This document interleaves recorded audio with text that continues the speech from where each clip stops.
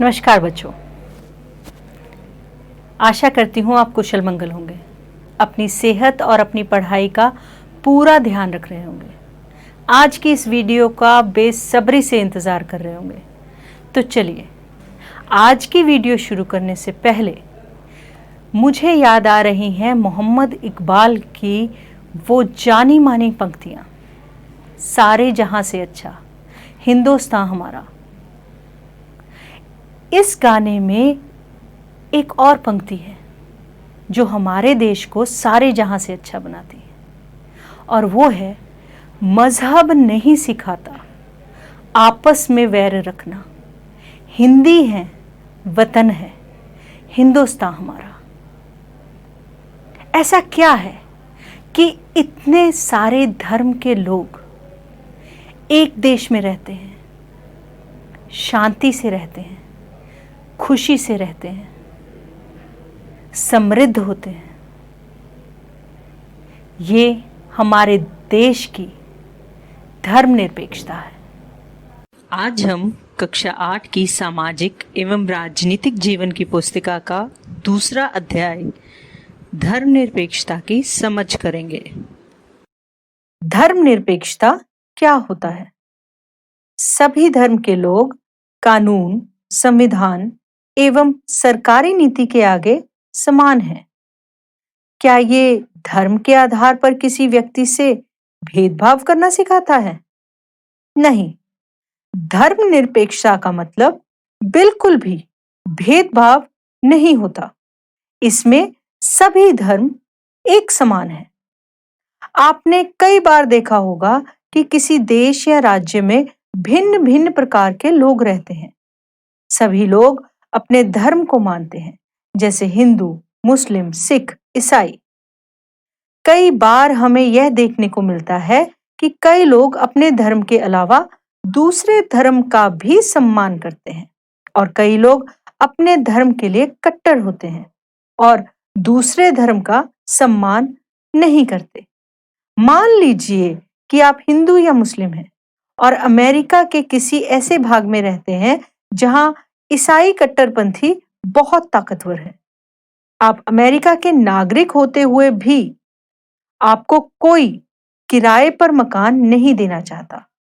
इससे पता चलता है कि आपके साथ धर्म के नाम पर भेदभाव किया जा रहा है। अगर आप इस भेदभाव के खिलाफ शिकायत करें और जवाब में आपको कहा जाए कि यह आपका देश नहीं है, आप भारत लौट जाइए, यह बात सुनकर आपको बुरा अवश्य लगेगा। आपका यह गुस्सा दो रूप ले सकता है। एक, हो सकता है आप प्रतिक्रिया में यह कहें कि जहां हिंदू और मुसलमानों की तादाद ज्यादा है, वहां ईसाइयों के साथ भी इसी तरह का बर्ताव होना चाहिए। यह बदला लेने वाली बात है। फिर आप यह राय बना सकते हैं कि आपको इंसाफ मिलना चाहिए। इस सोच के आधार पर आप संघर्ष का रास्ता चुनकर इस बात के लिए आवाज उठा सकते हैं कि धर्म और आस्था के आधार पर किसी के साथ भेदभाव नहीं होना चाहिए। यह सोच इस मान्यता पर आधारित है कि धर्म से संबंधित किसी भी तरह का वर्चस्व खत्म होना चाहिए। यही धर्मनिरपेक्षता का मूल मंत्र है। इस अध्याय में हम यही चर्चा करेंगे कि भारतीय संदर्भ में इसका क्या अर्थ है। इतिहास में हमें धर्म के आधार पर भेदभाव, बेदखली और अत्याचार के अनेक उदाहरण मिलते हैं। शायद आपने पढ़ा होगा कि हिटलर ने जर्मनी में यहूदियों पर किस तरह के अत्याचार किए।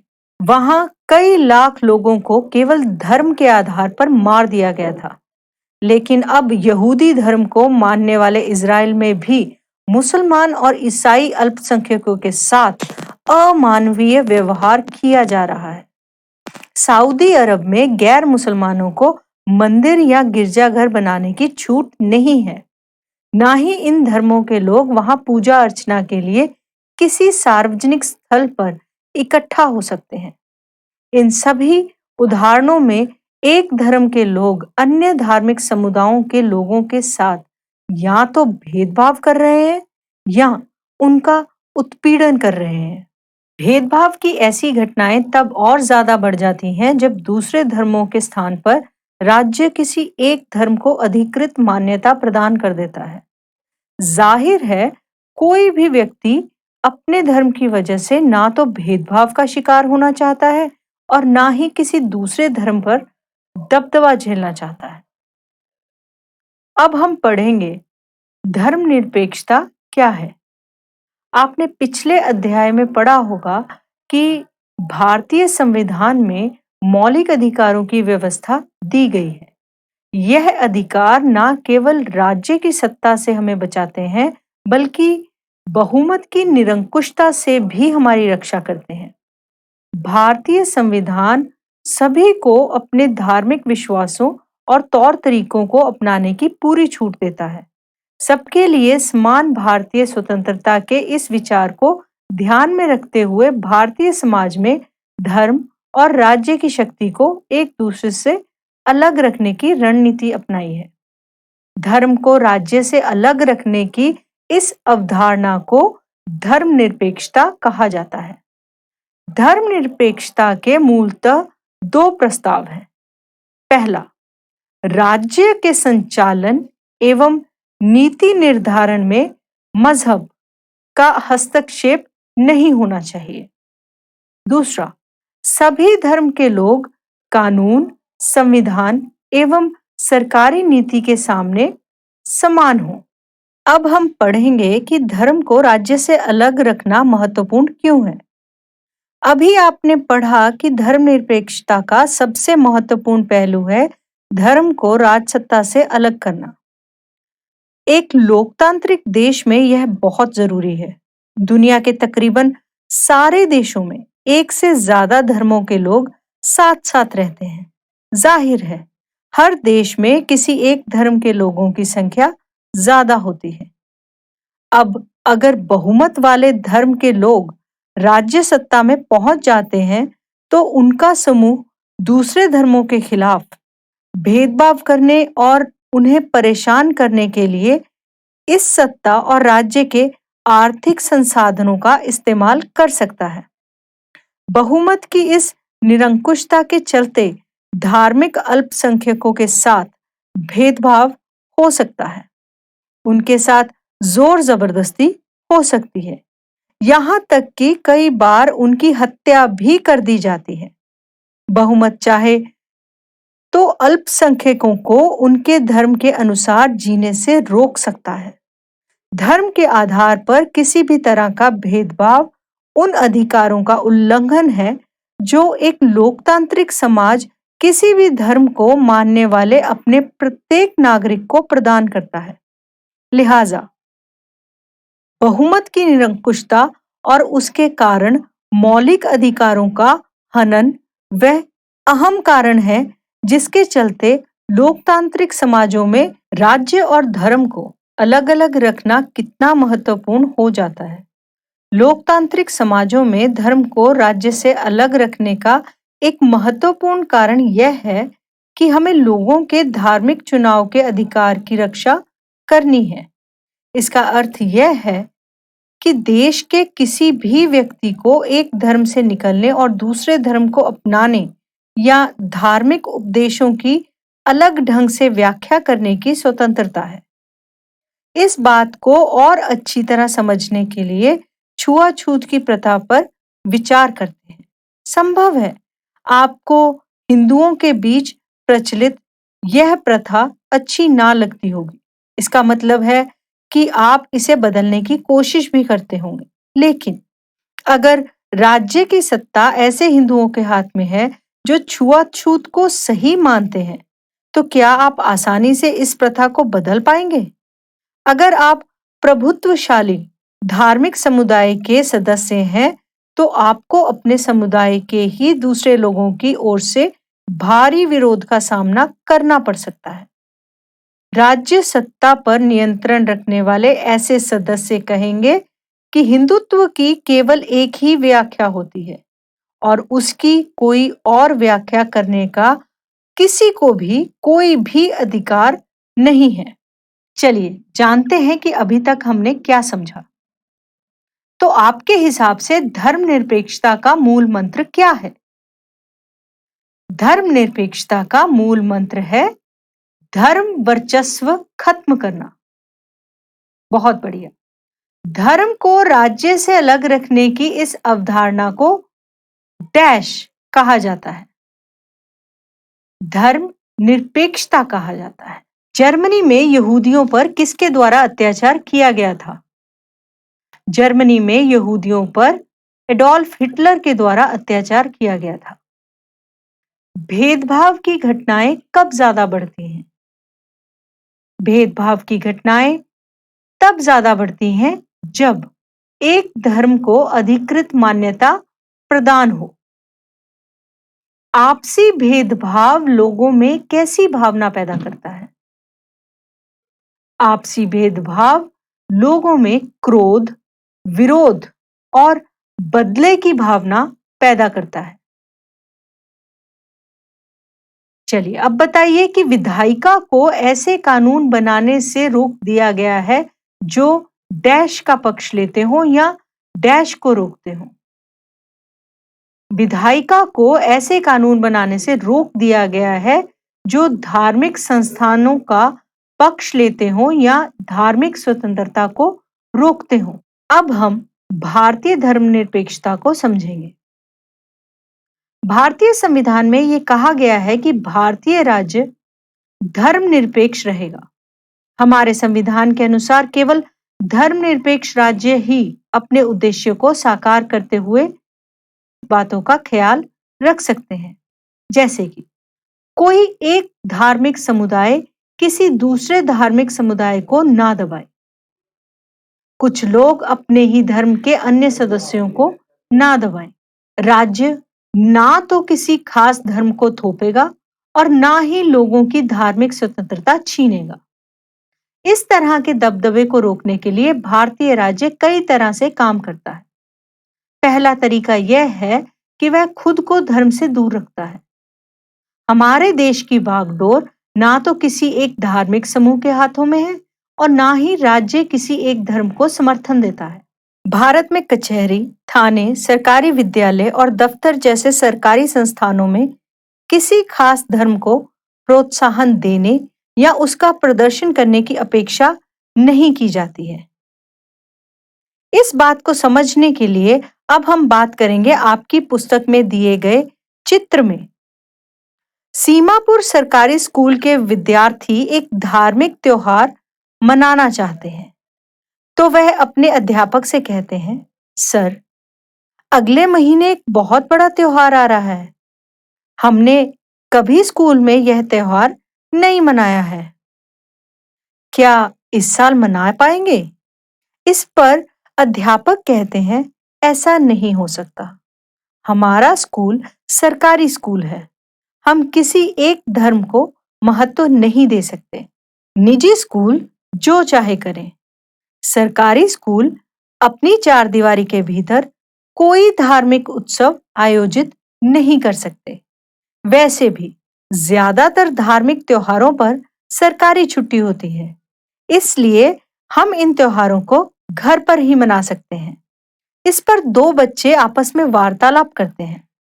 पहला बच्चा कहता है, मैंने इस दृष्टि से कभी सोचा ही नहीं था। मुझे लगता था कि स्कूल के बाहर हम कोई भी कभी भी यह त्योहार मना सकते हैं।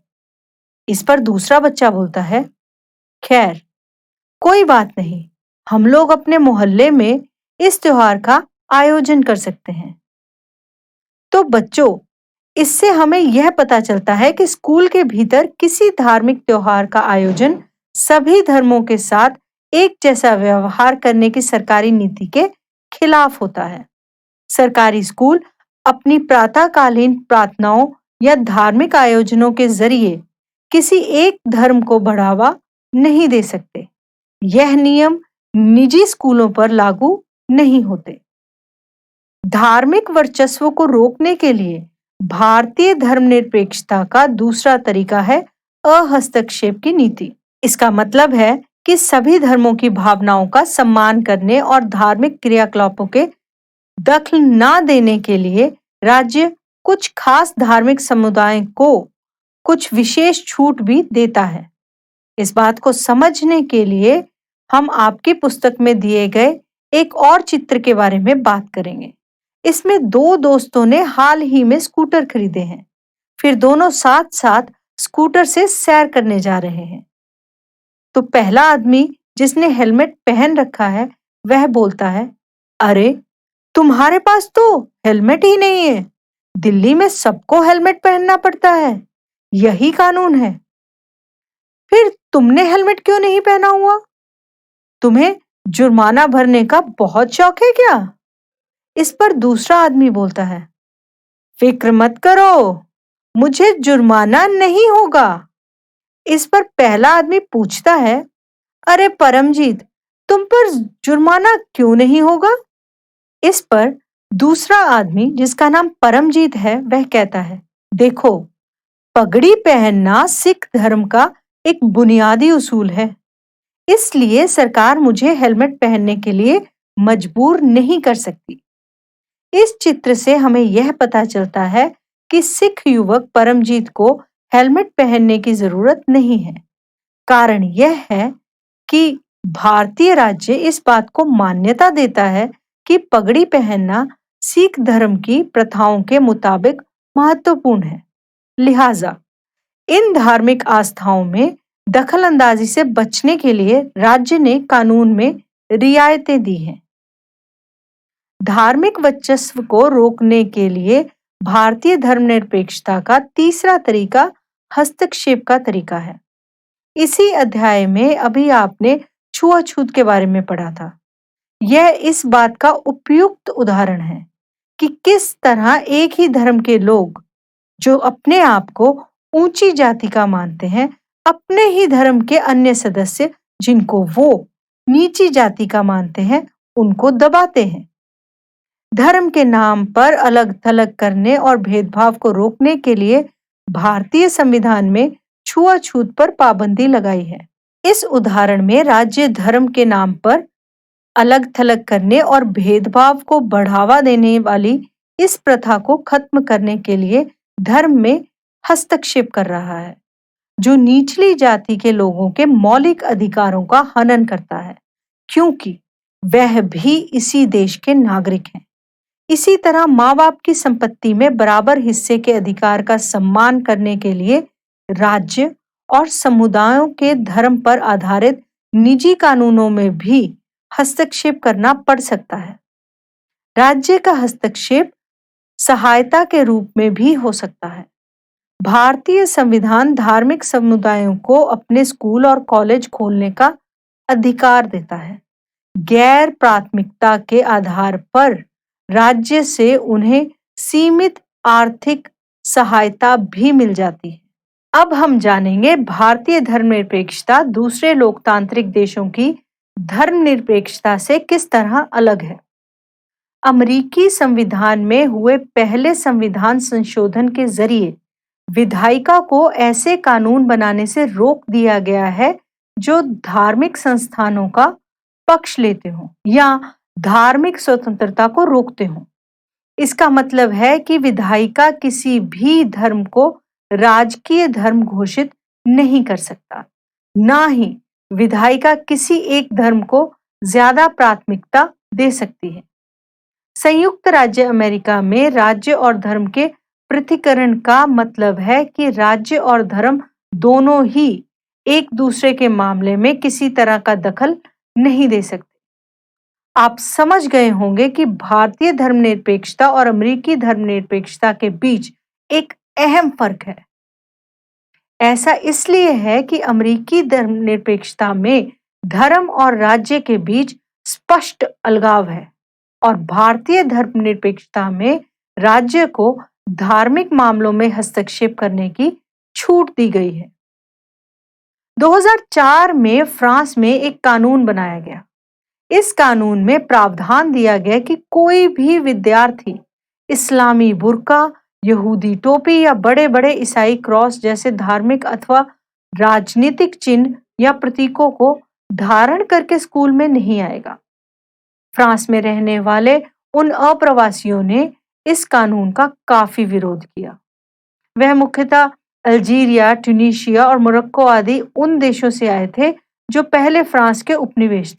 1960 के दशक में फ्रांस में मजदूरों की कमी हो गई थी। उस समय इन प्रवासियों को फ्रांस आकर काम करने के लिए वीजा यानी प्रवेश पत्र दिए गए थे। इन अप्रवासियों की बेटियां स्कूल में अक्सर सर पर रुमाल बांध कर जाती थी, लेकिन इस नए कानून के लागू होने के बाद उन्हें सर पर रुमाल बांधने के कारण स्कूलों से निकाल दिया गया। भारतीय राज्य धर्मनिरपेक्ष राज्य है और धार्मिक वर्चस्व को रोकने के लिए कई तरह के काम करता है। भारतीय संविधान अपने नागरिकों को मौलिक अधिकारों का आश्वासन देता है। यह मूलभूत अधिकार इन धर्मनिरपेक्ष सिद्धांतों पर आधारित है, लेकिन इसका यह मतलब नहीं है कि भारतीय समाज में इन अधिकारों का उल्लंघन बंद हो गया है, बल्कि वास्तव में ऐसे उल्लंघनों की वजह से ही हमारे सामने संवैधानिक व्यवस्था की जरूरत बनी हुई है। इस तरह के अधिकारों के होने का ज्ञान हमें इन अधिकारों के उल्लंघन के प्रति संवेदनशील बनाता है। जब कभी ऐसा होता है तो हमें इसके खिलाफ सही कदम उठाने की क्षमता भी उसी से मिलती है। तो कैसा लगा आज का वीडियो? आशा करती हूँ अपने देश पर गर्व करने का एक और कारण आपको मिला होगा। चलिए जानते हैं कि हमने आज के इस पाठ से क्या सीखा। 1960 में फ्रांस में किस चीज की कमी हो गई थी?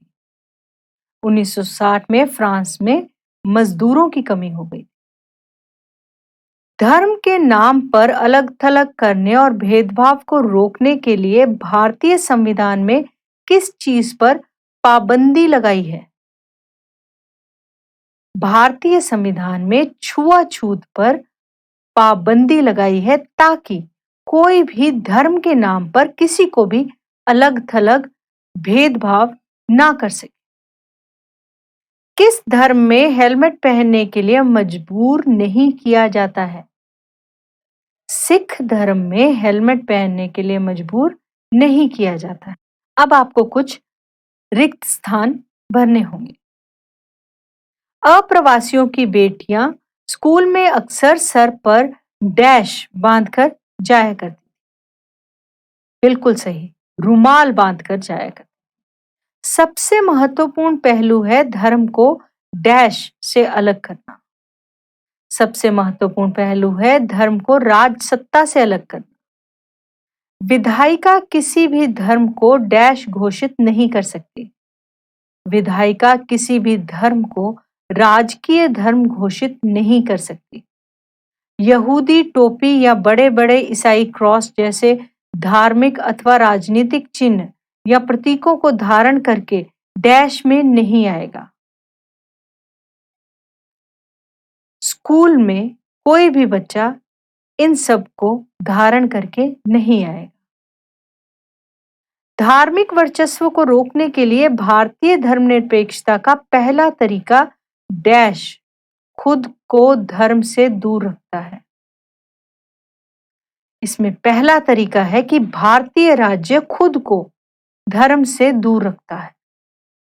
धार्मिक अथवा राजनीतिक चिन्ह या प्रतीकों को धारण करने स्कूल में ना आने का कानून डैश में बनाया गया 2004 में फ्रांस में।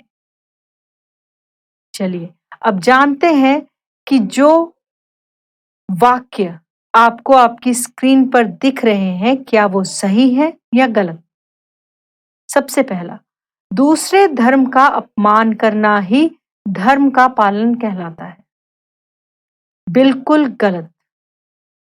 हमें सभी धर्मों का सम्मान करना चाहिए। आगे चलते हैं। 2004 में फ्रांस में एक कानून बनाया गया जिसके तहत कोई भी विद्यार्थी धार्मिक अथवा राजनीतिक चिन्ह या प्रतीकों को धारण करके स्कूल में नहीं आएगा। ये बिल्कुल सही है।